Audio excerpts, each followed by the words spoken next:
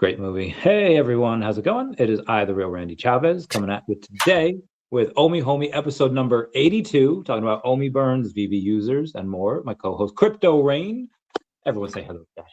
Hello, Dashi. And my man, I missed you last week because I was incapacitated with the flu, still recovering. What have you been up to? What is going on in the macro that I might have missed? Because I've been ill.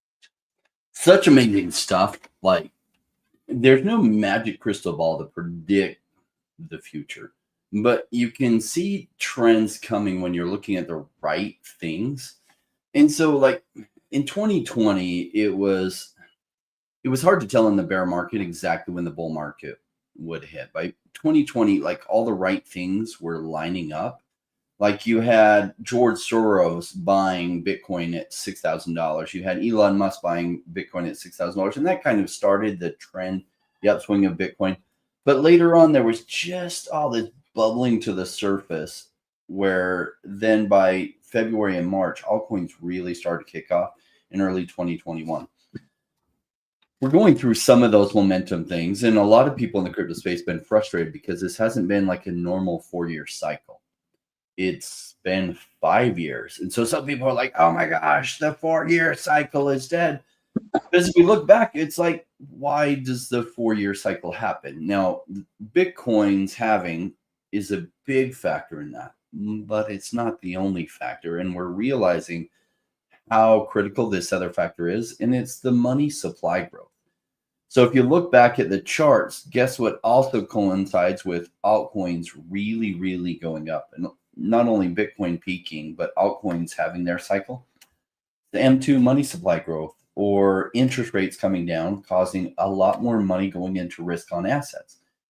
Well, Jerome Powell at the Federal Reserve, normally they lower interest rates going into the presidential election, which they did twice right before the presidential election. And then when with Trump in office and the presumptive nominee, like he didn't lower interest rates again for like a year.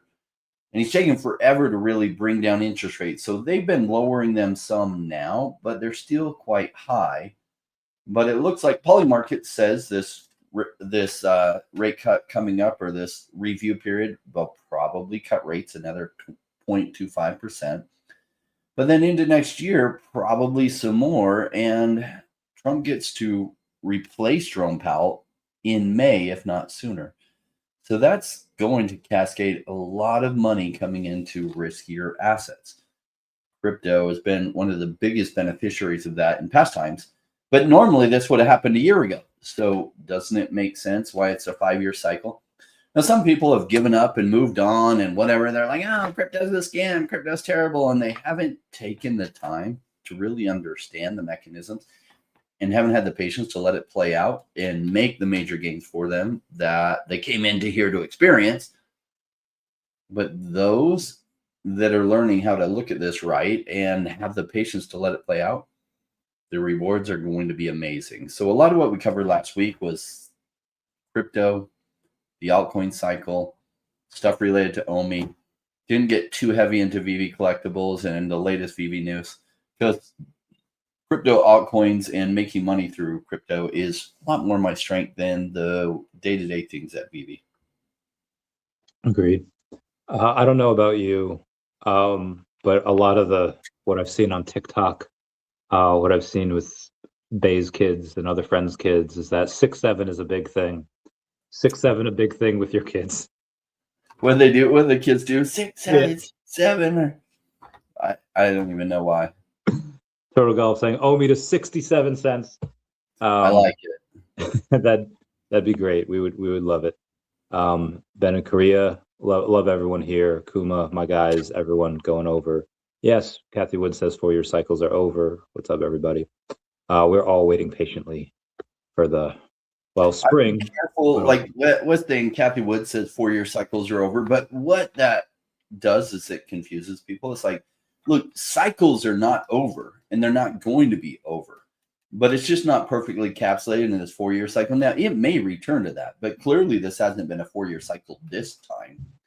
It's just the Bitcoin halving usually a year after Bitcoin halving, Bitcoin's price goes up massively, which it has, but probably not to its highs. And what we've been missing is interest rates coming down. Now, that got delayed by a year. Is that going to throw off future cycles? Who knows? Number two, at some point, there's no more people to adopt crypto. And so it's already widespread. And at that point, the overall returns fall off. And it's just then a new technology sector. Like one of the reasons the gains are so high is you have a new technology being adopted by the world. Like cell phones were an amazing thing to invest in the 1990s. But by 2005, 2010, most people already had a cell phone. So then the returns on cell phone company investments fell off compared to what they had been. Agreed. There's a lot of, I think, people that would argue we're in a super cycle now just because of a tweet by CZ this morning. CZ saying that we're potentially in that super cycle, and everyone kind of ran with it. And you saw a bit of a pump. Now, I think maybe the pump could have been from that. It could have been from the fact that Polymarket has rate cuts at like 96%, so it's running, and then we, sell off tomorrow. That's fine. In the future, again, we don't know how long it's going to take for crypto to get mass adopted, but I don't know if you heard that Trump just announced that tens of millions of kids that live in areas or zip codes with an average of 150,000 income or less will get about $1,000 each, funded by a donation from billionaire Michael Dell and seed money from the Trump administration. Dell's donated about $6.25 billion towards the effort so far, and that at 18, Americans then gain access to the account, which will have been invested since their birth, and will ideally have multiplied in that time. When talking about the transfer of wealth from boomers to millennials, I don't think bonds are very sexy, or T-bills are very sexy for millennials. Stocks can be, but I think crypto, right? You've had these big like eat the rich and big like okay boomer things where people are like, yeah, well, we couldn't get houses for $40,000. We have to pay hundreds of thousands for houses. And to their credit, they're correct, but children in the future won't be able to get Bitcoin for sub 100K. They'll have to probably pay hundreds of thousands if they want a full Bitcoin. So I feel like for millennials, this is going to be our thing. Yeah, we bought Bitcoin or crypto at these prices. At what point do you think that might fall off? Like, at what point do we get so mass adopted where the returns just aren't there anymore? The next cycle. So that quick? There might be, yeah. So it'll start falling off because we'll go from this cycle to like 3% widespread adoption, where like 3% are pretty heavy in crypto, to like 50%. And so then going from 50% to say 75% in the following cycle, it just starts to fall off. And so like the returns just aren't as meaningful. That doesn't mean you can't make money with like low market cap companies that are new innovations that then become big.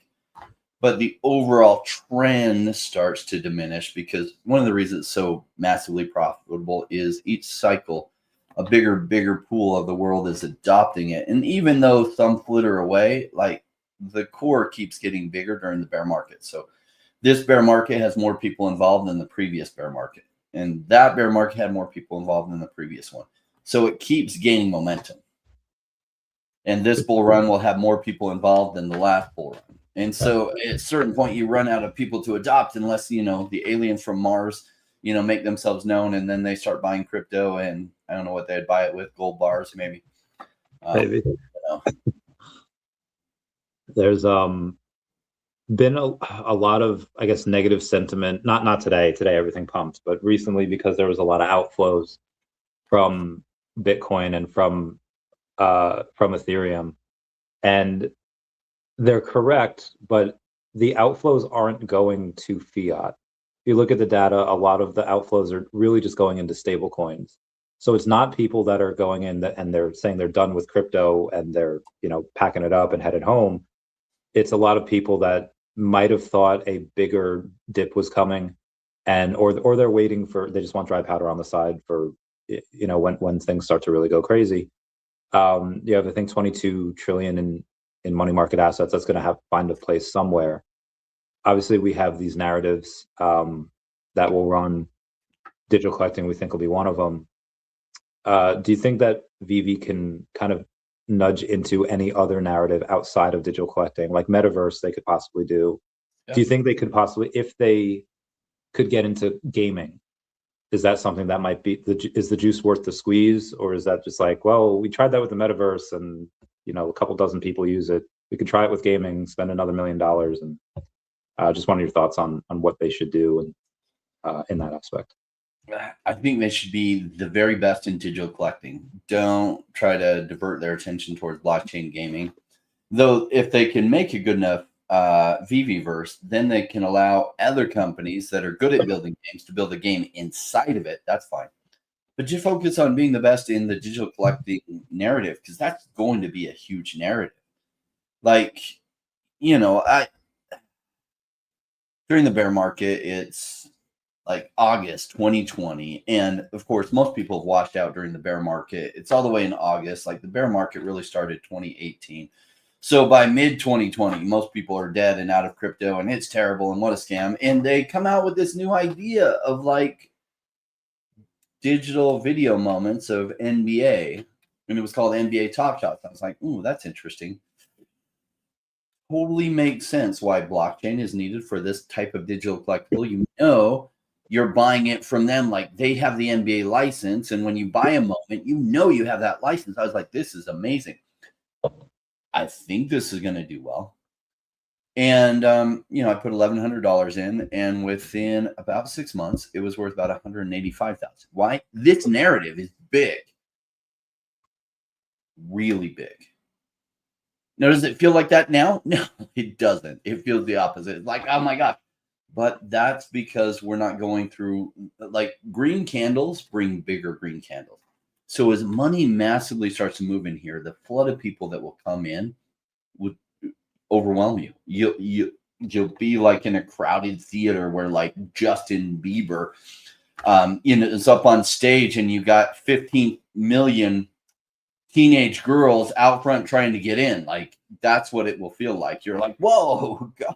You feel like the stage is getting rushed, and you're in the way, and you're not feeling that yet because we're not there yet. And that becomes really fun when you've actually made all your purchases during the bear market and you're waiting, and then that comes together.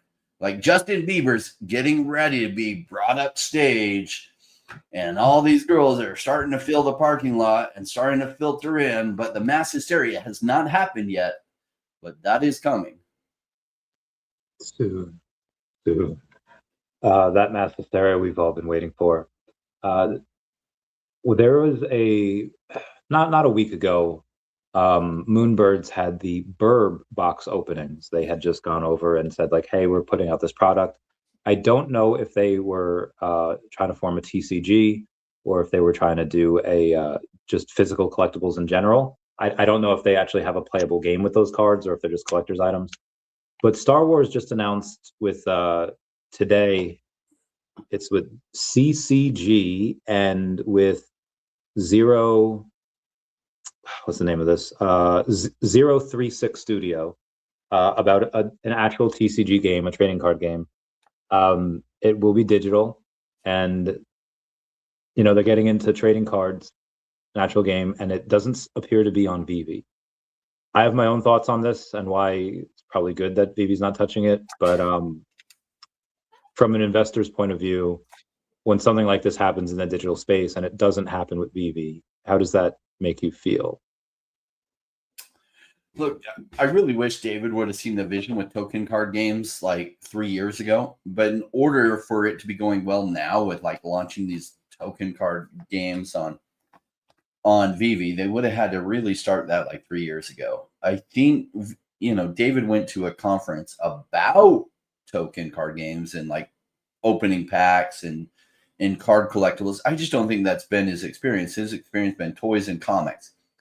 But that's a huge avenue. I wish they had gone in because like it's not too hard to design the rules of a game related to that. So if they were going to go into gaming, that would be the area for them to focus on, or allow somebody to build that within their app, and their app just authenticating and creating a marketplace for you to be able to buy and sell those collectibles. That would have been great. But for now, they missed that boat because they had the Star Wars license. Now, they didn't have it specific to token card games and digital cards. I wish they had gone after that sooner. Maybe they'll go down that road. I hope they do. Now, will the Star Wars one come together? It depends on how good the game is. Like, Star Wars is a huge name. It'll carry some weight just because the name anyway.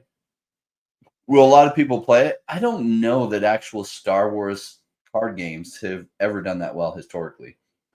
But there might be some collecting value in those. Especially if they launch in time and the bull run goes crazy. Probably there'll be some returns there. But those aren't something I would buy and then hold into the following bear market. I would absolutely take profits of that during the crazy times. Because I don't know whether those will have huge long-term potential. Maybe. Yeah, to get long-term potential is hard. Now there are a bunch of trading card games that are made all the time, and almost none of them catch on. Pokemon, Yu-Gi-Oh, Magic the Gathering are like the big three, and outside of that, there are others that I assume that are pretty popular in the trading card game world. But aside from those, I don't know any. And the idea that Star Wars can come along and make a popular trading card game, if anyone can do it, it might be them, because they're going to have a bunch of people interested. Okay, I'm going to play it. I'm going to see what it's about, and they'll have that initial interest. But you've had the creator of Magic create 12 other card games, and they've never taken off because it's very hard to do. So I would rather, in this scenario, I'd rather someone else try it first, because I don't know if Star Wars knows how difficult it is to do that.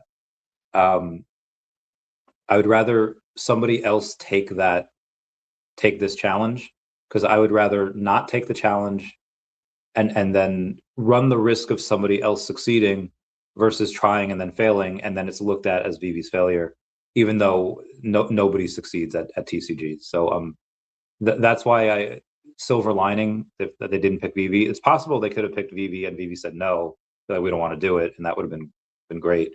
But that's just kind of my initial thoughts on it.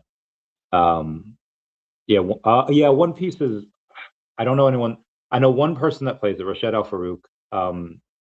He plays it, and he has people play it at his convention at SpeedyCon over in Dubai. But there's no I don't know anyone else in there that plays it with him. Question about collect chain. I guess this would go to you as well. And I talked about this on a Twitter space this morning. Somebody had asked me about okay, are VeVe collectibles NFTs yet? Because I guess they were under the assumption that under the premise that, well, if you can't self-custody them, they're not NFTs. And thankfully now we have that clapback. I was like, well, actually, they're already on Immutable X, so they are NFTs. But if you want to talk about self-custody, yes, they've already started the transition for it. They had tons of transactions on there recently. In the short and long term, how do you think that affects VeVe? Have we seen the initial pump, and that's all we're going to see, or do you think we have more of a pump to go with the new collect chain announcement? Well, so the collect chain announcement is a fundamental shift, correcting a problem that people have been complaining about for a long time. But we've seen the initial pump, but the real pump hasn't really begun. And so it's just another fundamental shift that I think is good. I love it. When I heard that announcement, I was like, this is a really big deal. I'm really excited about that. But the major gains have not yet been realized. I mean, we had a 100% increase, and then it's pulled back. So, maybe things are up 60% from their lows. Those lows should never have been hit. And the beauty of it is, yet they were. I know somebody that stocked up massive amounts of OMI at those prices. They're at over 1 billion OMI now. Good job. They get it, buy low, sell high. And right now it's still buy low time. Most people don't get that. That's okay. I did just release a video specific to that and why so many people are doing crypto wrong, and talked about some of my favorite picks. But I still always get baffled that like the failure rate in crypto investment is so high.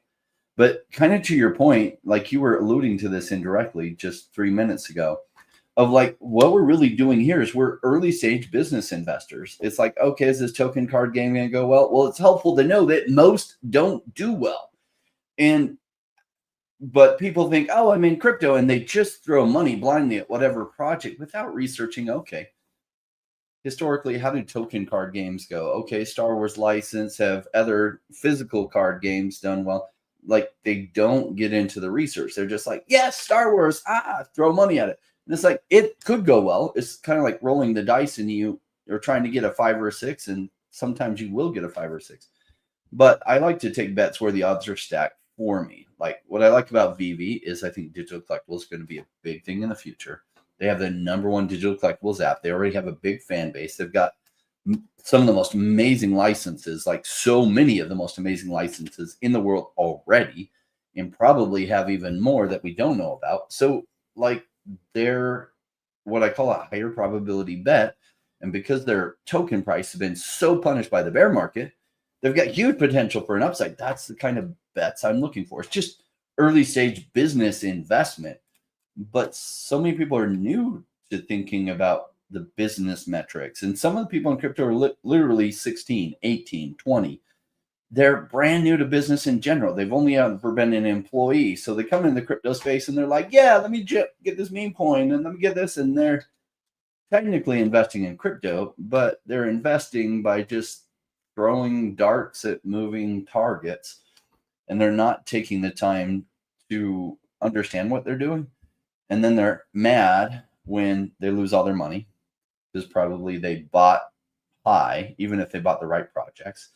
And then they correct downwards and they sell and they lose money. And they're like, crypto's bad. It's like, well, it is when you're doing it wrong and you're just doing it wrong. Agreed. There's Arcturus saying, impatiently waiting for the Kraken OMI listing. And Kraken had announced a few days ago listing a new token on a previously integrated blockchain.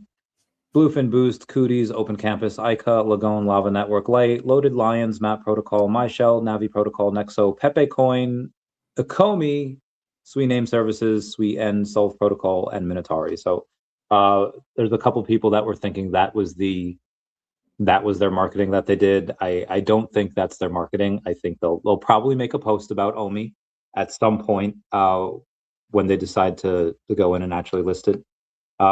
Foster mentioned something about December. Actually, yesterday was December 8th. So I guess sometime after December 8th, there could be some type of post from them saying when they're going to list it. We're not sure when, but apparently, On My Way has a announcement for us. I don't think it's going to come on here. I think they're going to announce it on VeVe. It was not Teenage Mutant Ninja Turtles, even though we have a new turtle coming out later this month, I think, or early next month. I have no idea. I don't know if it's the major. Did you hear him on a space before? Because I did not.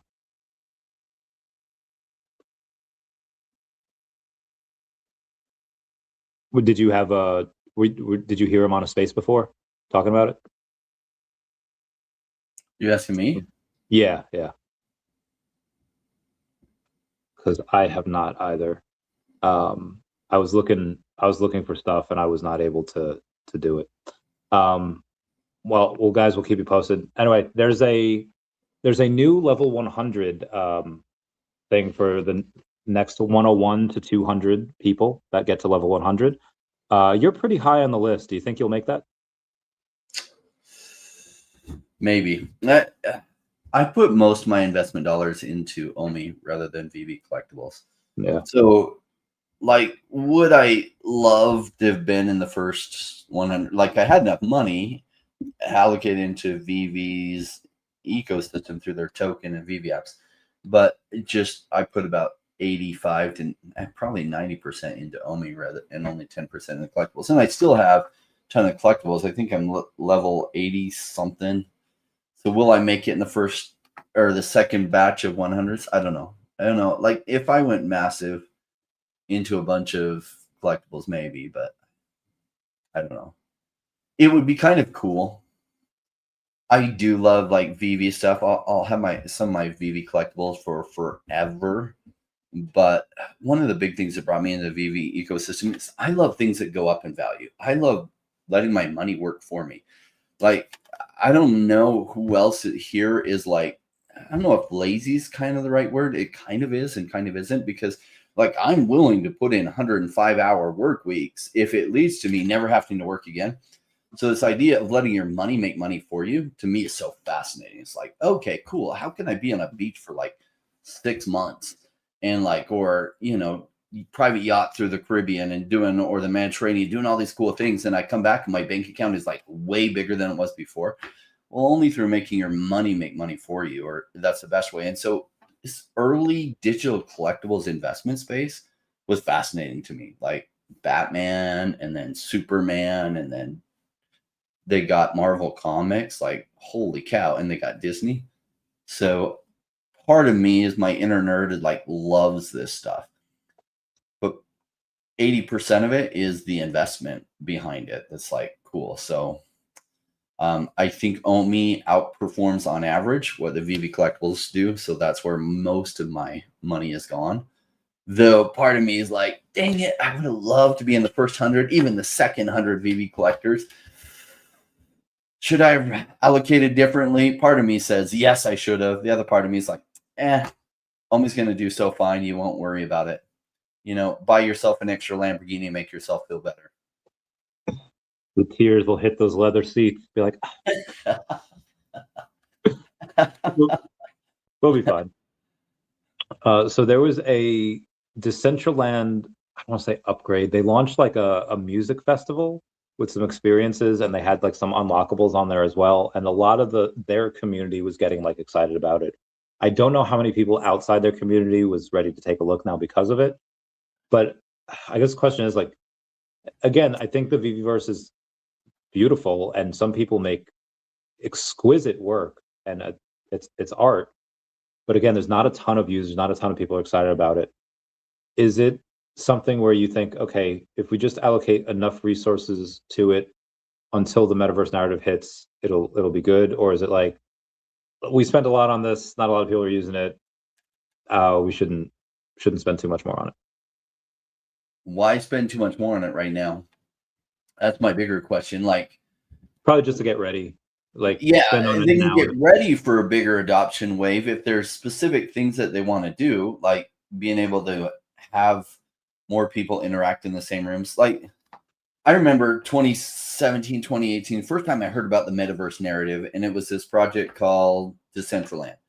And my friend was all big on it. The one that got me into crypto, he's like, oh, this idea of Decentraland is going to be the biggest thing in their token mana, and I'm buying lots of it at 7 cents.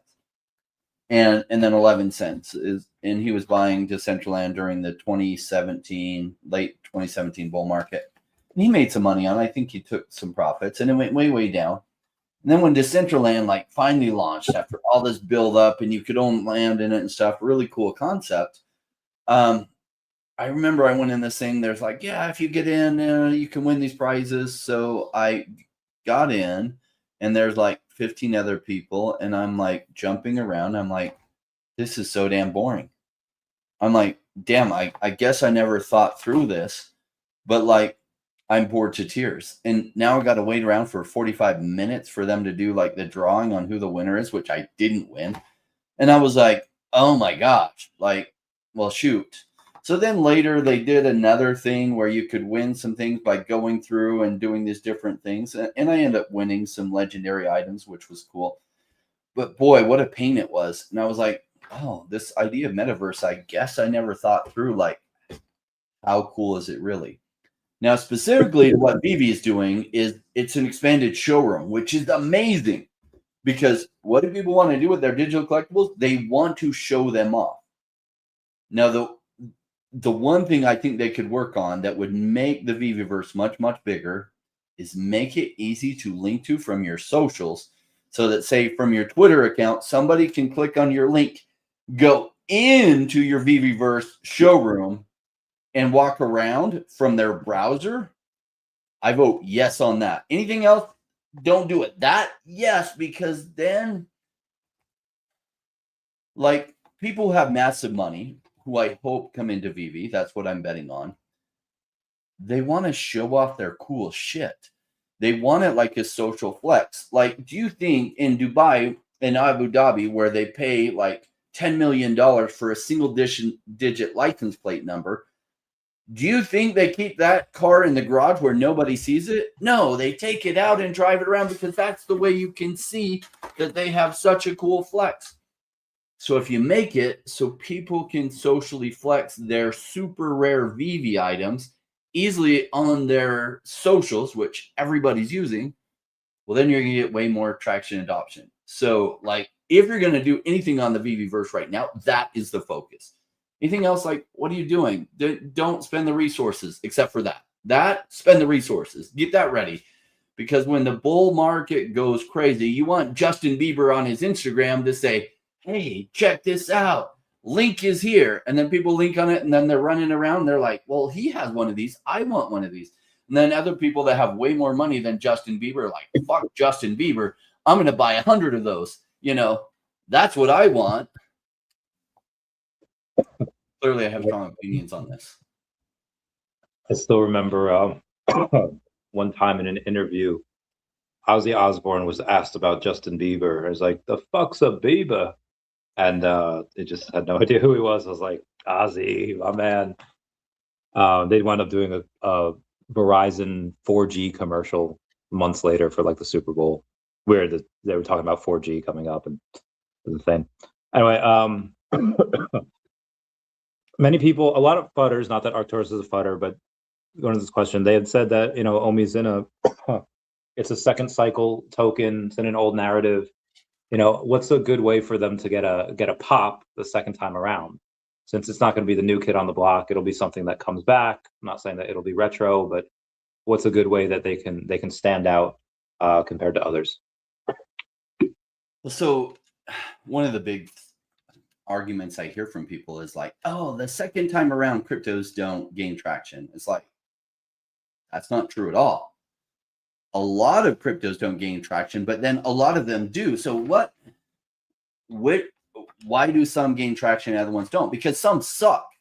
They haven't built anything meaningful, and they just had a narrative that they just happened to be in that narrative when it went around, but fundamentally they haven't built anything special. And so ETH did find its second cycle. Cardano did find its second cycle. Solana did find its second cycle. So there are lots of examples. The question is, like, how relevant is it in the narrative? Is it in a narrative where it has something meaningful in that narrative? Secondly, there's tokenomics. There's other things that are involved. Timing is important, but like OMI's well positioned. Like, I don't doubt OMI's going to do really well. I think digital collectibles is an amazing narrative, and they're the leader in it. So I don't see why OMI doesn't do well. They're dominating a narrative that's a really big narrative. You just got to wait for money to be coming in, and that's when all of a sudden fundamentals become really important. Like during the bear market, fundamentals are a little bit important. People get bored and they just throw money wildly at like meme coins and stuff because it's fun. And they're just bored. But when massive amounts of money coming in, all of a sudden, you'll see that fundamentals become really important. Some narratives where companies are too new to really have strong fundamentals because they just launch and everything, sometimes those will do well. But ones that are in their second cycle, they're really only going to do well if their fundamentals are really strong. And so I really like OMI's fundamentals. That's why I think it does well. Fundamentals, in my opinion, are the name of the game. Speaking of meme coins, Black Vigil's asking if Chuck is dead. Well, I haven't heard from anyone talk about Chuck in a while. I just checked. Got about a $300,000 market cap, so I'm not putting any money into it. But I really wish I had sold all my OMI and rolled it all into Chuck. That's just kidding. Like we had those arguments, right? We used to be on another show, and like I felt like one day we came in, we were like set up it, like everyone had bought in early. Everyone else that was on it, other than Randy and I, had bought in early to Chuck. We're like, no, you don't know what you're talking about. OMI's dead, and it's like, whoa, what did we walk into here? I was like, look, who knows? Chuck's a meme coin. Could do well, maybe, hoping to get enough traction, which they never did because somebody dumped really hard, crashed the price that's never recovered so far. It's just not my type of investment because, like, fundamentals, here's the challenge with crypto is predictability. Like, why does counting cards work when the odds are stacked in the favor of the casino? Well, you're counting cards to realize when the odds are actually stacked for you rather than the casino. And that's why they don't like it when you count cards, because you're stacking the odds in your favor. Now, research and fundamentals is like realizing when the odds are stacked for you and taking those bets. And so why am I going to take some meme coin bet? Some meme coins, it's like, oh, some meme coins gone 1,000x or 5,000x. It's like, yes, 1 out of every 30,000. Those odds kind of suck. Sure, because I have a YouTube channel, I get offered to participate in meme coins where they have a whole bunch of influencers. They're going to promote it and they have a better chance of making it. I'm not going to mess with that stuff because it's so profitable to take these kind of bets where the odds are stacked for you using research to realize when the odds are stacked for you. Like, in my opinion, OMI is one of those great ones. All of you can participate in it too. So my audience gets to participate in the exact same kind of things I am. We can all do this together and we just see how it goes. There's no guarantee that OMI's going to do well. But I can tell you, the odds are stacked really good for us, in my opinion. And that's why I'm so heavy on OMI. Hell yeah. When it we missed a question there that I wanted to go into. Hi there. Hey. Hey, Rain, there are major indicators that have been broken which follow the 4-year cycles. Your thoughts? I really hope you're right. The pump's yet to come. I'm not ready to say bye to Randy yet. So I hear all the time, like, the 4-year cycle is broken, and yes and no. Like, the overall cycle isn't broken. It's going to take 5 years rather than 4. Why? It really comes down to Jerome Powell and the Federal Reserve in the U.S. not lowering interest rates sooner. Now, you could make the case that because inflation was so high, they were being prudent and slow to bring that down till inflation was more under control. Okay.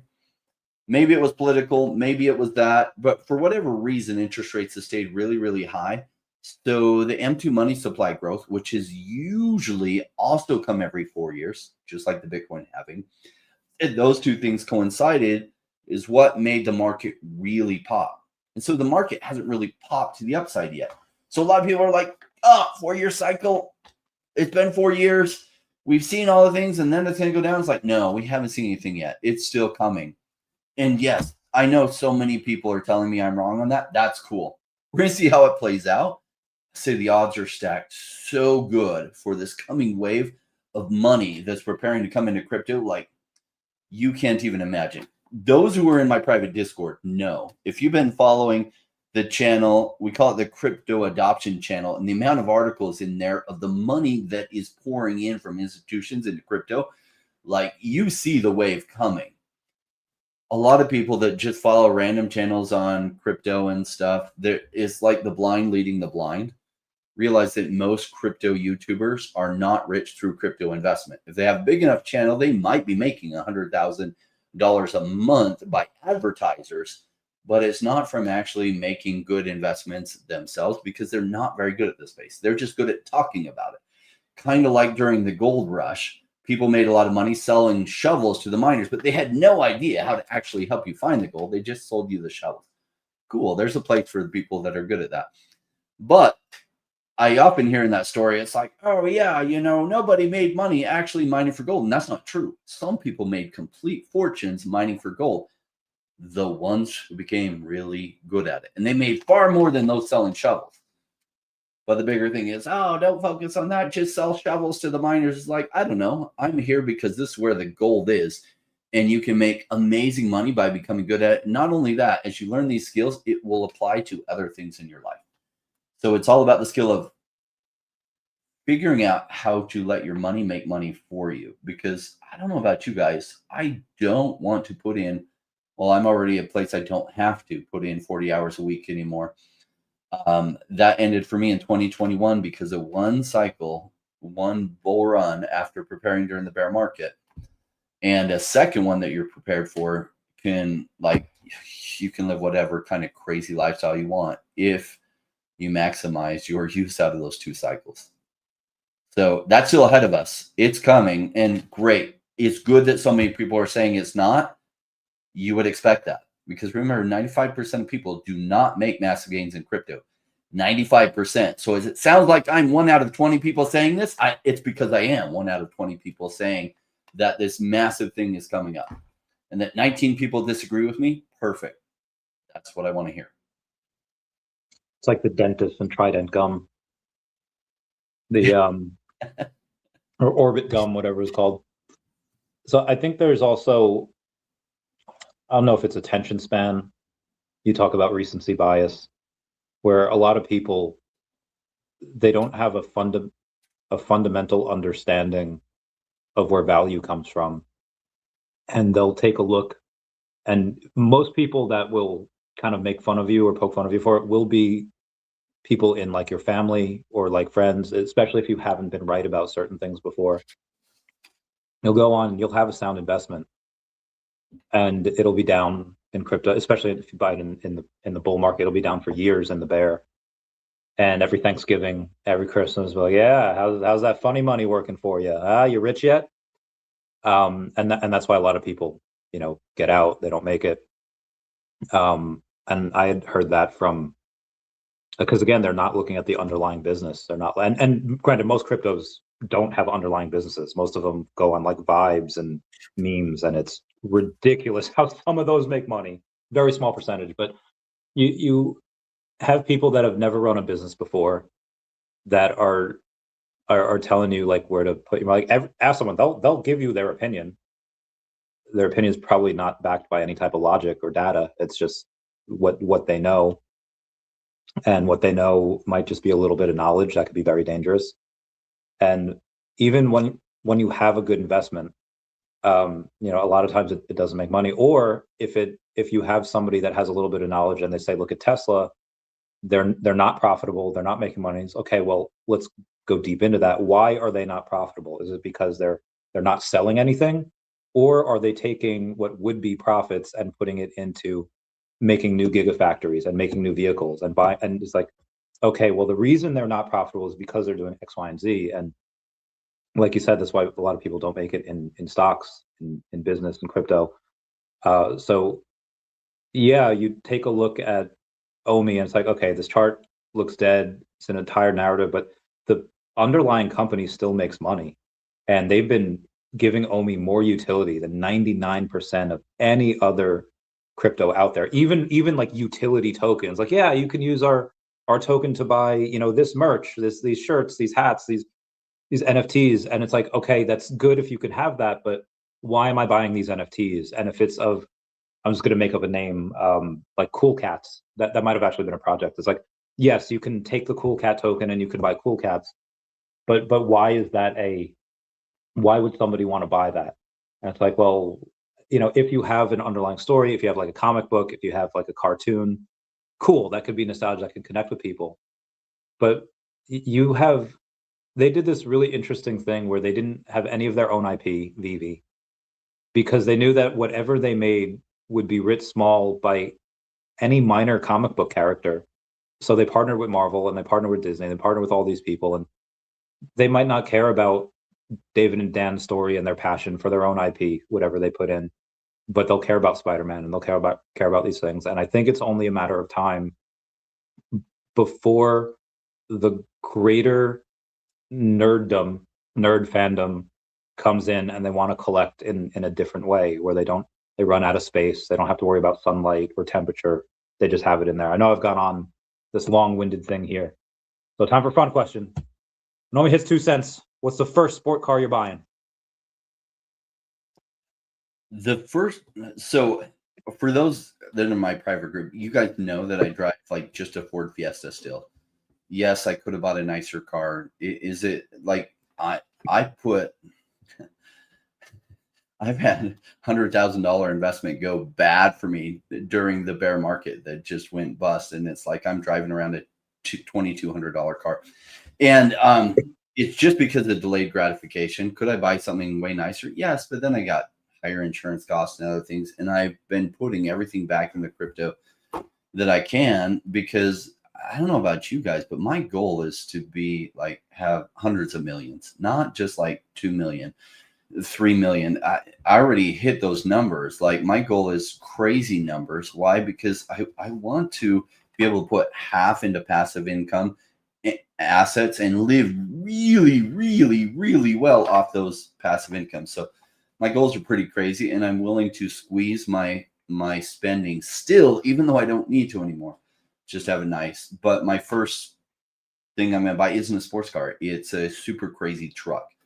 It's going to cost about $250,000. So essentially, they take a Dodge Ram body and they upgrade it a whole bunch and do all these cool, crazy things to it. Make it so it has an extra row, so it can hold extra passengers. And then I'm probably going to paint it gold and super flashy. It's going to cost me about $300,000.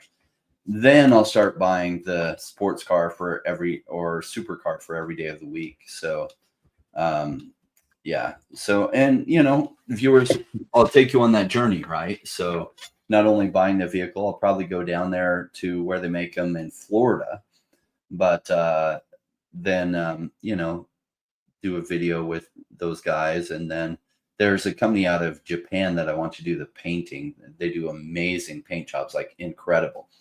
So I don't know if I might have to fly one of their guys out and rent a space for him to because I don't want to ship the car to Japan to get painted and then have it come back with the truck. But the first one is going to be a car, and I'll probably paint it gold, which is a little bit risky because people are like, "That's rain. I hate that motherfucker." Let's jump in. But yeah, it'll be a very easily identifiable vehicle, but it will be fun. And I like big old. I've wanted a big old massive truck for like 15 years. So I actually will prefer that over like the sports cars, because like Lamborghinis, I don't care about. Like, it'd be fun to drive once a year, but like the sports car for every day of the week, or the supercar for every day of the week, that's really just a marketing thing to like get people's attention because it's so ludicrous. So first, the goal is to get to ridiculous money so that you can make stupid, ridiculous purchases like that. Because is that a stupid, ridiculous purchase? Well, yeah, that's what's so effective about it from a marketing standpoint, is it's kind of stupid and ridiculous to have like your Monday Lamborghini, your Tuesday Ferrari, your Wednesday, whatever, $250,000 car, or maybe $700,000 car. Yeah, it's ridiculous. Is it a waste of money? Not if it works to get my message out to more people. Not if it helps us get interviews with those companies we really want to make early investments in. Yeah, it's just a different way of going about getting those doors opened. Hell yeah. Jason Pena's got style. He wants a G-Wagon blacked out. So question for you, Jason, because I did look into G-Wagons because they are pretty cool. Do you like driving Jeeps? Because they do feel like driving a Jeep, that kind of loose feeling that feels, they're great for off-roading, amazing for off-roading, but they don't have that tight steering, and they're a little bit uncomfortable to drive, but some people love that Jeep feeling.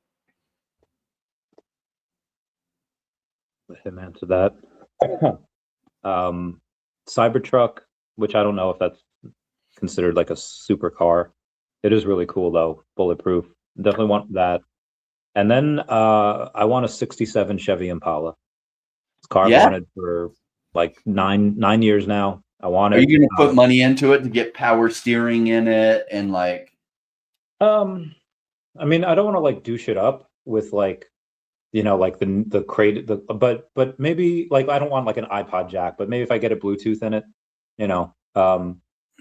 bring a little bit in there.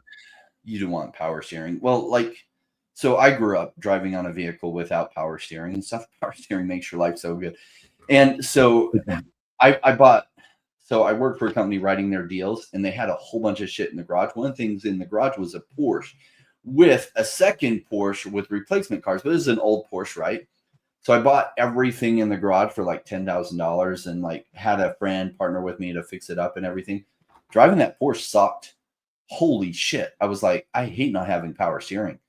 I was like, I didn't even think about it. It's been so long, but like when you're going slow and you're trying to turn, it sucks. Now, when you're going pretty fast, it's pretty easy. But when you're going slow, you are cranking. I was like, Okay, Yeah, it's a good idea. I mean, not to get an old car that I don't put in serious money to put in power steering and all the cool things that we enjoy today. The so part of what I said was a reference. So that sounds like a good idea. The reference was spoilers for Supernatural season 4, 3, whatever, where That's been out for so long. If you're spoiling it for anyone, it's because they don't want to watch it yet. Dean dies. It's one of the time that he dies, and he comes back, and Sam inherits his 67 Chevy Impala. And when Dean comes back in and he's like, "Oh, baby, I missed you," talking about the car, and he comes in, he's like, "What the heck is that?" And Sam puts in an iPod jack, and he's like, "I told you to take care of her, not douche her up." And so that's what I was saying. Like the joke. That's funny. Yeah, you're Colin will get it. He's watched Supernatural a bunch. He'll tell him that joke. He'll get it. Everything collect chains. The new users have the fiat collection crypto to deal with.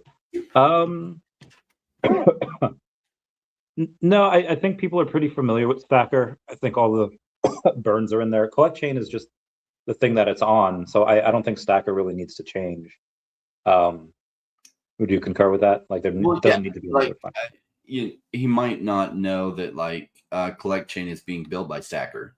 So like it's just going to run it. So it's like they don't need to drop Stacker. It would just actually integrate with a new chain behind the scenes. You won't even know a difference with either VeVe or Stacker. They'll both interact together.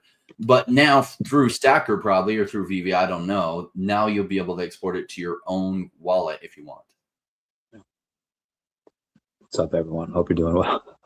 Abe bought Futter's tears during the bear market. Love Abe. Me to the moon. Abe totally. I love the fireman picture because he was totally running into the burning buildings. Like so he's in our private Discord, the Rainmaker private Discord. When things would go like way down, Abe was like the first to put on his firefighter mask, run into the burning building and buy it the lows. When everyone else was like, "Oh no, crypto, I'm so scared. Should I sell everything?" And Abe's like, "F that." He's running in there and scooping up bags. I'm like, good job, Abe. Artur's asking, I don't have any deep in projects. I don't necessarily know what that's about, so I can't say one way or the other. What about yourself? Are you in anything in like deep? It's a decent narrative. It's a little bit. It's not my favorite narrative, but there are some projects in there that are interesting. The problem when you start to get into like physical infrastructure or when you need like physical like modems and stuff for things to work is like technology gets outdated really quick. And like Solana phones will probably be worth a lot from the collector standpoint, but like I don't think Solana phones are good enough to replace iPhones and stuff. So like I'm cautious on the physical parts of a lot of those projects. Now, some of them are like, some of them, their narrative makes sense. Other ones not. Remind me, is Deep the one that like kind of burned a lot of their early investors? There was one that came out like, I don't know, 5 years ago. I'm thinking it was Deep. Maybe it wasn't. It burned a lot of their early investors and did some things. If that was them, I'm like, no, I'll never touch anything by those guys. The way they burned them, I was like, I don't remember specifically what they did, but I was like, ooh, I don't like that. And I don't invest in people that would make that kind of decision. Yeah. I don't know. I don't recall. I can't say one way or the other. I don't know what it is. I haven't looked into it. But any narrative can pop off. But it says $1 billion in dividend stocks that 5% pays you $50 million a year. Passive income, you're absolutely correct. You do have to worry about the underlying stock, though. If you're going to do something for 5%, there's T-bills that are at 5%. They might be a little lower now. Rates come down, but I would just do that because T-bills are getting backed by the government. I would just do something a little more solid as opposed to a stock where the underlying company and it could, like, if it's something like Berkshire Hathaway or if it's something that's like hard to get, like a huge company, that's probably fine. There's lots of options for what I like is passive income that you don't have to actively manage. So it's like people say, oh yeah, my 5 rental properties, that's passive income. It's like, well, let me ask you, Do you manage them yourself? Because you're managing them themselves. It's not passive. You're the one that gets called when their 8-year-old flushes a Barbie down the toilet and it's 12 o'clock at night and the toilet is overflowing. It won't feel very passive to them. It's like, oh, we have a property manager. And it's like, well, how much time do you spend managing the property manager? So there's some challenges with real estate truly being passive. There might be, if you have a really amazing property manager, you don't have to worry about it much at all. Like I had an investment in Texas, where was it? Dallas, Texas, McKinney. And I had a property manager there, and he charged me like 18 or 20% of collected rents, which is really, really high. That guy was so good. Like I didn't have to work. Like I didn't think about it. I didn't worry about it. Like when it came up, he would have it rent ready right away. So was he worth every penny of that? Yeah, he was. I didn't love paying, like normally you pay 10% of collected rents. But the guy was worth every penny, because that truly was my only like passive real estate investment that like I talked to him once or twice a year. Other than that, like everything was always taken care of. And the once or twice a year was just general strategy. Hey, what do you think about this? Short conversations. Property management like that is worth their weight in gold, because outside of that, like property, I've been in real estate for 25 years. It's not very passive. Oh, okay, sorry. So you were mentioning before about different ways to go about getting people on the channel. Obviously, being super successful helps. And the reasons for getting a big channel is because, again, you can command that presence of like, yeah, I have this many subscribers, this many followers, and you can get a bunch of people. And it's not just, it's a certain type of people, important people that are the CEOs of these companies come on. Follow me on this train of thought. Have you heard of Kabuto King? No. He's at this point, probably a Pokemon master. He started buying all of these Kabuto first edition cards, the near mint ones, the raw ones, the ones that were graded. This is probably the most unassuming card that I would have never guessed would go crazy, because it's not very playable. It's in like 2 episodes in the original. It's in like a couple of the games, like barely, kind of. And it's just, but the dude started buying, like there are 3,000-ish graded Kabuto cards for Pokemon, and he might have maybe 100 of them, but the raw cards, he's got like 2,000 of the raw cards. Wow. And he probably got the first 400 or 500 without making too big of a kerfluffle. We don't know if he's going to grade them, but that card was probably $50 in first edition PSA 10 6 months ago. It's now $1,100 because this guy is just going on and just going crazy on this one card, maybe because he likes it, whatever. And also the cards surrounding it, known as Kabutops' Evolution, that's at like $4,000 now. It's insane.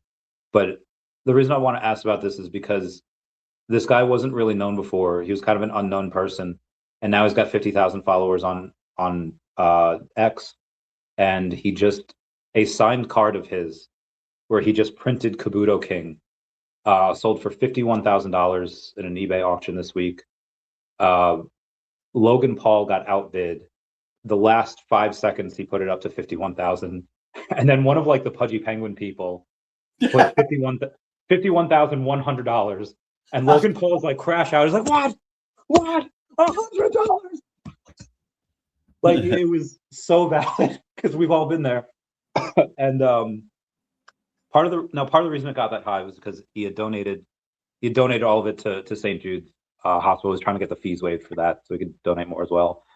But he did that. He went from like zero to hero in a couple of months.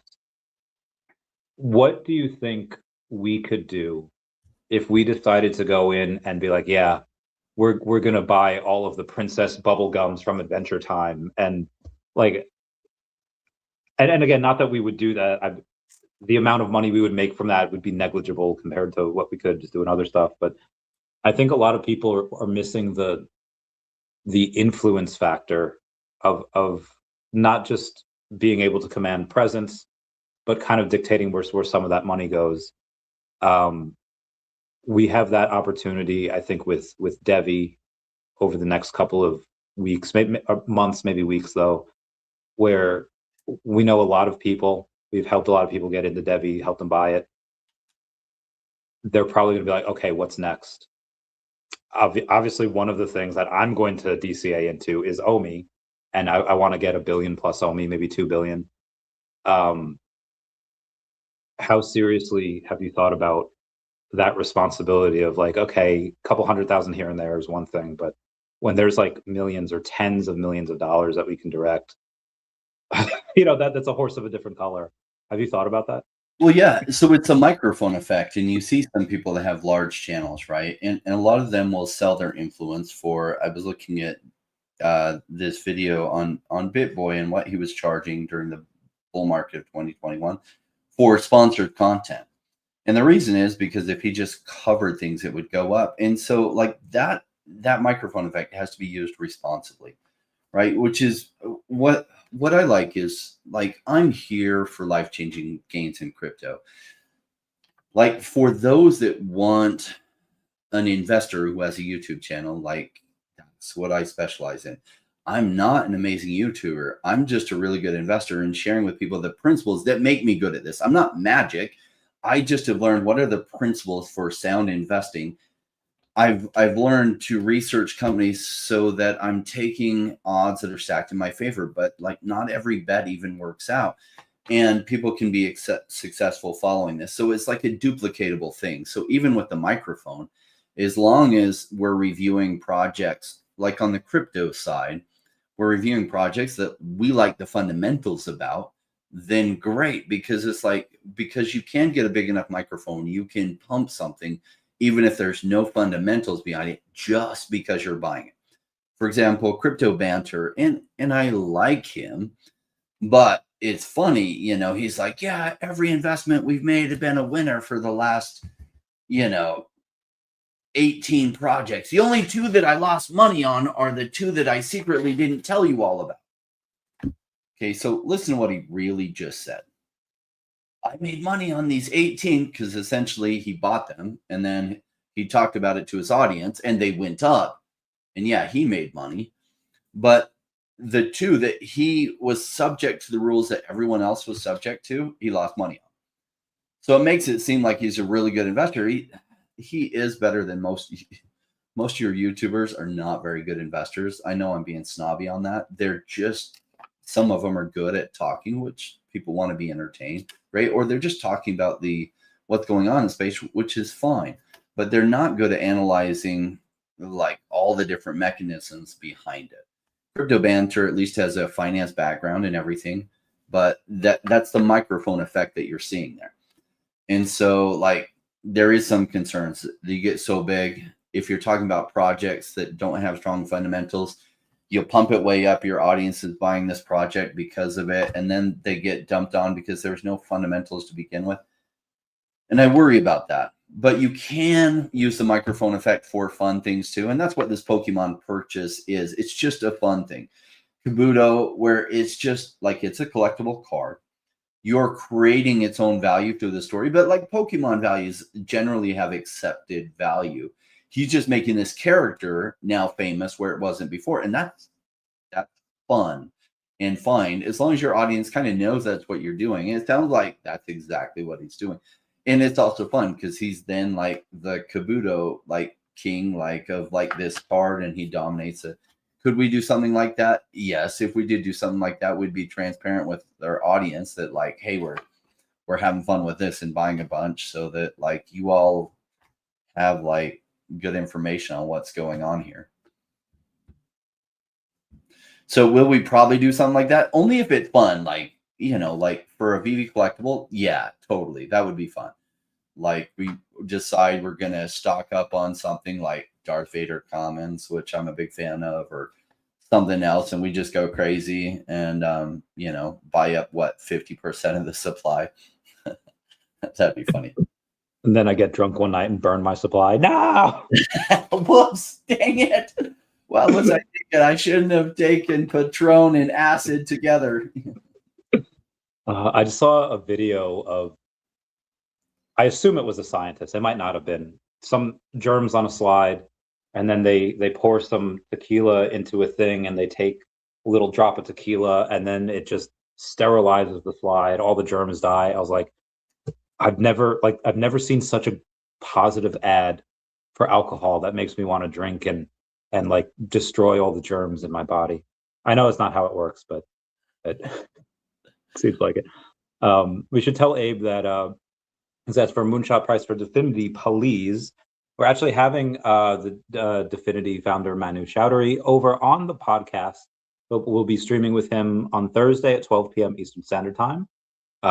You've given me that link. I have not done anything with it yet. Can you expand on that? Yeah, we definitely won't talk about price with Manu on it. You know, it might be safer now under the current SEC. The last 8 SEC, it was absolutely risky to talk about price with them because they were just looking for an excuse to take down any crypto projects that they could. So now who knows, like, if that's safe or not, but just out of not trying to cause problems for companies, we won't talk about it with price in. But do I have an opinion on what I hope the price goes to? Geez, I was just looking at it earlier today as I was covering my top 3 / plus a bonus pick, like in DEFINITY's in there. Yeah, I don't see why it wouldn't do 100x or more. I mean, its market cap is so low. They have actual revenues coming in. There's a need for what they're doing. It's just awareness is so low on them that as the bull market really, like altcoins really kick off and people are looking for fundamentals, I don't see why it doesn't get massive awareness. And with massive awareness, I would think it would get massive traction on the token price, especially as their use case rolls out, that they have all these institutions that are like, okay, we have XYZ amount of DEFINITY tokens. We get a discount on our trading fees. Sweet. And so then they put 100,000 or whatever the number is into buying DEFINITY. And then can you imagine what that would do with where liquidity is right now? Like, obviously, they'd have to put more liquidity in because $100,000 purchase of DEFINITY right now would drive the price up like 50x because there's such low liquidity. Anyway, so we'll see. We'll see how that comes out. But join us for that interview on Thursday. One of the reasons I knew I needed a YouTube channel was because these interviews are golden. Like, this is where you decide how much you believe in the team behind it. And they talk about what's going on. You get these critical updates. Now, unfortunately, like the past year has been so hard to get founders on because most of them are kind of like, I think this is what's going on. Shoot, like this bear market has been really long and we're running on fumes here. And we don't want to come on an interview and make it seem like we're running on fumes, but we're running on fumes. Yeah. DEFINITY, the bigger problem with them has been they're so busy. So they're not running on fumes because they have actual revenues coming in that are astounding. They are crushing it. I know. So it's just they've been so busy doing things. So we do have Manu coming on this Thursday. But that's the type of thing. Their market cap, like, clearly people don't recognize that they're crushing it because the awareness on DEFINITY is so low. Cool. That's what like a diamond in the rough looks like. That's one of the other things that I'll get after one of these likely DEVVE just goes crazy. I'm gonna load so much DEFINITY. Again, the problem is it's so hard to buy a meaningful amount because there's not a lot of liquidity there. So they and that's a problem crypto wide. There's not a ton of liquidity in a bunch of places. Also because ETH had been low for so long. Arturo says, how many secret rare penny blacks do I need to be considered the Kabuto of VeVe stamps? Well, you're getting there. You probably have it. I mean, well, you've probably got. Yeah, you're probably there. Probably already there. Rain, how much OMI to convince you to grow a beard? Grow a big beard, like. So as you can see up here, my hair is not extremely thick. So if I grew out a big beard, it just wouldn't look right. So I'm already going to, like, when things go crazy, I'm going to go to one of those specialists, not in Turkey, because you might get a good person. You might get someone who's day one of their experience. But go get some of this hair here to fill out through here, make it a little bit thicker. There's some things you can do for making your beard more defined. I'll probably do that too, because why the hell not? It's like girls get boob jobs. great. I don't feel weird about getting my hair done and adjusted right, but I just don't have the thickness. My hair is just so fine. Like it just, if I got thicker, it just wouldn't look amazing. So why do it? Just work on other things like my biceps and stuff and maximize where you have natural strengths. Same thing. Same. Next week updates. Later fight and fit. I mean, I'm getting better. Getting better. Jason Pena. What first edition? Caterpie. What first edition we go after next? I remember Caterpie being one of the first ones I got like obsessed with. Like, why is this one $100? And this was 5-6 years ago, and it's, I don't know, $1,000 now for Caterpie first edition PSA 10. He's just difficult to grade, so there's not a lot of him in a PSA 10. You could, that is fractionalized at a PSA 9 because there's so many of those and 8s, etc. I will get back into the Pokemon market after this next bull run. I'll be buying a bunch. I'll keep you posted on what it is. Yes, you will. Like, that's Randy's passion, right? So, as you can tell by his tattoo. Have you taken a look at this bidding war that's going on between Netflix and Paramount for WB? No, I just heard about what IP Netflix would own if they end up getting this.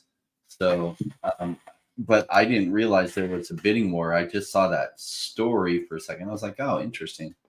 That's all I've seen about it. Tell me about it. So Netflix was trying to buy most of WB at like $27 a share. What they were not interested in was a lot of the cable platforms that WB owns, which it's like Discovery. There's CNN is actually one of them, which I was really interested. Like, why wouldn't you want CNN? Like, I get it's a dying platform, leaving money like crazy. But it's because they're like super woke. If you make them like a fairly in the middle platform, then suddenly you get a bunch of viewers, I think. But you have all these contracts with all their hosts and stuff that then they have to buy it, and people, and they're just a losing proposition. I don't know the future is cable television. Why? Because the audience that still watches cable and television keeps getting older. Yeah. And anymore like that was the big thing, but it had its lifetime, just like what Channel 5 and Channel 4 and Channel 14, had its day, and it's still a little bit relevant today, but in the future, like, people more going to gravitate towards those people in line with them, and cable news won't have its effect. I mean, when you're at the gym, aren't you usually watching if you're listening to something you're watching it, you're usually watching your own phone anyway, versus like the 5 TVs that are up there. I saw a meme once, or it was like a TikTok video where this guy is just like, if you see someone at the gym and they're not listening to music, they're the most dangerous person in that gym. So I purposely now I don't play music because I want people to think I'm dangerous. So I just raw dog it, just go without. I'm always listening to my headphones, but it ain't music I'm listening to. I'm listening to crypto content. I'm listening to self-development, self-improvement, because they're the ones you should watch out for. It's true. Anyway, the Larry Ellison he started buying, and he's from Paramount Skydance. He owns that. He started buying. He went directly to the shareholders of WB, and there's like, okay, Netflix offering you 27, I'm offering you $30 a share, and he got enough of the shareholders where they're just like, yeah, okay, let's do it. And he owns a good amount of them now. So either Netflix or WB, they have to pay him a premium on that. He might make a couple $2 billion on it for him to go away, and which, cool. Or so they do a hostile takeover. They get the board, they get majority shares, and then they just like they get it that way. And I would rather Paramount get it, because as far as I know, VeVe does not have a partnership with Netflix, but we do have a strategic partnership with Paramount. And if they get Harry Potter and Game of Thrones and all of these other licenses, then suddenly all of them can come to VeVe. And I was like, oh, let's go. So I'm rooting for Larry Ellison in this. I'm rooting for Paramount, because then we can get all of their IP. I do.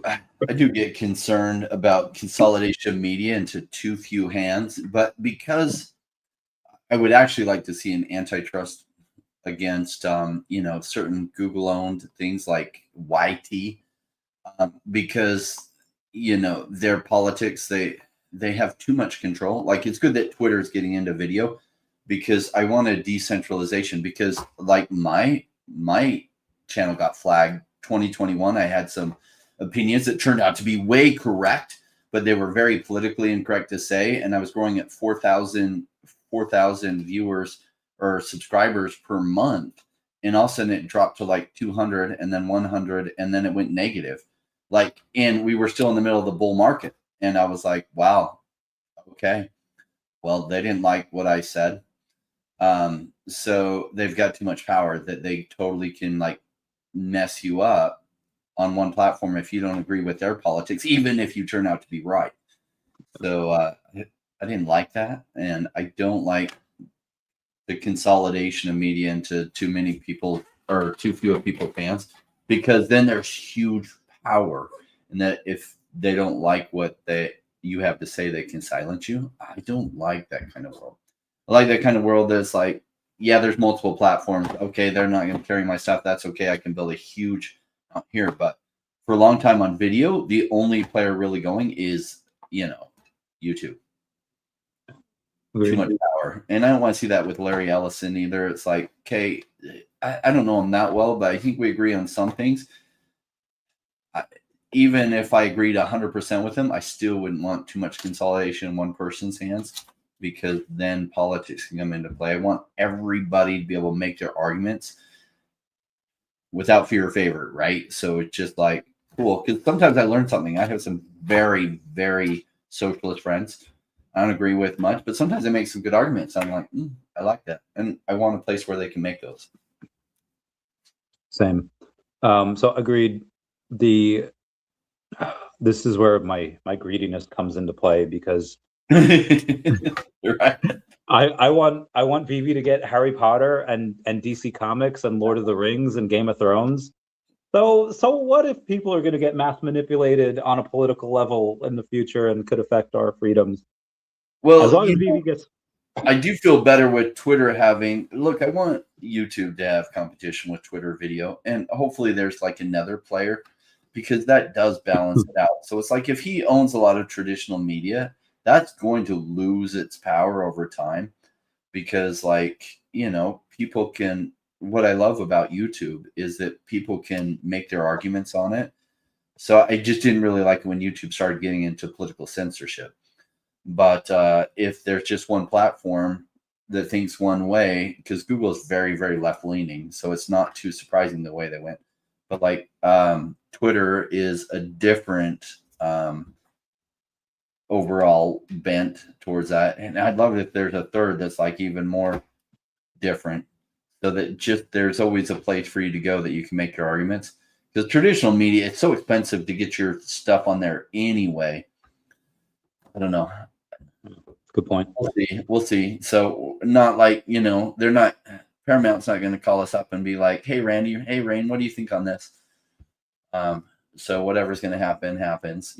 Trump's not going to call me and say, hey, do you think we should look at the Department of Justice should stop this deal from happening because the antitrust concerns? Surprisingly, Trump's not going to make that call to me. I think we're selling ourselves short here. I think we got to shoot for the stars here. Trump, just reply in the comments, Trump, and I'll give you my personal cell phone number so you can reach out, or have your people reach out to my people.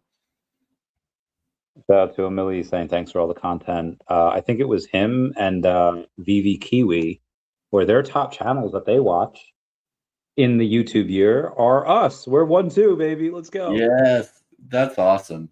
They're not. Yeah, I've seen multiple people, and I think O'Malley had that as well. We were on his list as well, so I was like, all right, I'll take that. Very excited about it. I had a couple of things that surprised me. My most played song was this thing called "Alien on My Mind." I had used to listen to it on repeat while I would write the comics earlier this year. So I was like, okay. I don't know. Did you do that? Take a look at your YouTube stuff for the year? No. No, I have been I've been trying to figure out what the next evolution of this is going to look like. I made this commitment through actually this month, 5 years ago. That was like, I will put out content along this line for 5 years. I'm agreeing with you guys for 5 years. I will be here, that no matter what. But after that, all bets are off. And so I think about what the future looks like. And a lot of my deeper research will be behind a paywall. Why? Because people don't appreciate what they're not paying for anyway. For the first 5 years, that was all for free. Now, you do get super added value if you join the Discord. And we've gotten access to private deals through the Discord. So you have to join the Patreon right now to get access to the private Discord, and it's $20 a month. But there have been some deals in there. They're over-the-counter deals, hugely discounted, sometimes 30, 40, or 50% off. Just other things. So it's more than made up for the monthly that a lot of people are paying. But in the future, it's it'll be behind that paywall. A lot of the deeper research and a lot of the public videos will be shorter, just more flashy and fun, with a deeper research behind the paywall. So I didn't look at the statistics, though. I have been putting a lot of thought into what do I want to do with this channel? I'm still super passionate about helping people learn to make make money for them. But how do I reach out to a wider audience without doing what BitBoy or some of the other people have done, where they take on these sponsors, shilling things that I wouldn't feel comfortable shilling in order to make big revenues. And, talking about things when they're hot. For example, when Cardano was $3, I didn't cover it very much. Why? Well, a bunch of my friends that were YouTube people, they're like, yeah, I'm getting so many views on my Cardano, I'm just going to focus 100% on Cardano. I was like, I'm here helping people buy low, and I don't know what to think about the $3 price. It's not low. Will it go up further from here? It could. I don't know where it'd go, but it's definitely not low, so I just can't talk about it. So, but they're like, yeah, but I'm getting so many views. I'm like, I'm not going to do that. That's just not my thing. So the problem with covering things when they're really, really cheap is that nobody's searching for those actual projects. If I do a video on DEVVE, do I think DEVVE is massively underpriced right now? Yes. Do you think that reaches an audience outside of what I already have? No, it doesn't. And so it just doesn't help you grow your audience that big, talking about things when they're cheap. It is the right thing to do so that your audience can hear your analysis on why you think it's undervalued. They can then do further research and make their own decision on it. So I guess I just have a different view than most people on YouTube, in that I'm here as an investor. I want to help people learn how to do it the right way so their money makes money for them. Certain things I won't do, which is talk about things when they're already massively expensive and be like, yeah, I love it. We should all buy it. And it's it's up 100x already. It's not a good time to buy. Yeah. So I think about that problem and what fun things. Plus, I'm not going to have as much time as I have this last 4 years, because I'm going to be doing crazy things. And so some of the videos will be very superficial, covering traveling and the stuff that I hope you all get to do, because you're investing during the bear market, and then you get the massive gains, and then you're thinking, cool, I'm still going to do some crypto, but what else am I going to do? What are the fun things out there? Sports cars, travel, crazy vacations, fun, crazy things that you can do once your money is making a lot of money for you. Oh yeah, I can't wait. We've got many plans. Might start enacting on those plans in the next 6 months. I know it'd be great to roll into stuff that hasn't run up yet, and we'll do that too. But for me, I think the first big kind of jump up there, I'm gonna have to take some and take it out for little old me, and then put it in some other stuff. You can get burnt out from, so it's called delayed gratification. I did have the blessing that when I was 34, I met this guy, and I was getting my real estate license, and this guy, so I was taking the classes, but you could choose where you were going to take your classes at the different schools they had. And one of my friends is like, you got to take the real estate finance class from the guy out of this other place. I'm like, that's a long ways. I promise you it's worth it. So I go and I'm listening to this guy teaching. I'm like, who the hell is this guy? This guy knows so much, but and so he's teaching at the school, and he brought pizza for the whole class. I'm like, who the five pizzas for his class? Like, that's probably what he made from teaching that class. I'm like, something is weird about this. Who the hell is this guy? He has a long ponytail, has jeans, he has a belt buckle, and he drives like a 15-year-old truck. I'm like, who the hell is this guy? He is so smart. But I could just tell by the way he's talking, he was not a normal guy. And so I talked to him after class. He's like, oh, yeah, I have real estate brokerage. I teach some investment workshops. You should come to one. I'm like, tell me about it. So I go to the investment workshop, end up becoming friends with him, and then I'd buy him lunch. So I find out later he's worth about $200 million. He does whatever the F he wants to do. And one of those things he likes doing is teaching real estate classes and then buying the whole class pizza. Like, okay. So when you're rich like that, you can do whatever you want. And so what's funny about sometimes people that rich is like you offering to buy them lunch, like never happens. Everyone expects them to pay for everything. So he's like, sure. And so then I would get all this time with him because I wanted to think like he thought. And I learned about really buying low. In real estate, same thing. Real estate applies, and so many people do real estate investment wrong and think real estate doesn't work. It does work if you're doing it right. It just doesn't work as well as crypto because you don't have to manage tenants. The cycles in crypto are so much lower. There's just so many things that make crypto way better than real estate. But real estate is a great way to make amazing money over 40 years. Crypto is a great way to make amazing money over 8. 4 if you're lucky, but probably 8. So anyway, so I'm learning from this guy and just soaking it all in as much as I can, you know, at 33. And I'm like, oh, this is amazing. So he really kicked off that journey of learning how to make money for me. And, you know, now he still does whatever he wants. Like last I heard, he became a professional gambler in Vegas, changed his name because he created like a card player name and like just whatever, right? Just strange stuff, right? After he was living in Arizona at the time, he moved to like Wisconsin because he wanted to build a house that could heat and cool itself with no outside electricity to heat it in the freezing temperatures of Wisconsin. Yeah, very cold there. So we'll be doing some fun things, but they won't be those same fun things. We're not going to build a house in Wisconsin. One of the things I want to do, and this is not necessarily going to be good for anyone unless the people I hire. This is not going to be, there's no lesson that's going to be taught here, but I want to go and work at like Target for like a couple of weeks.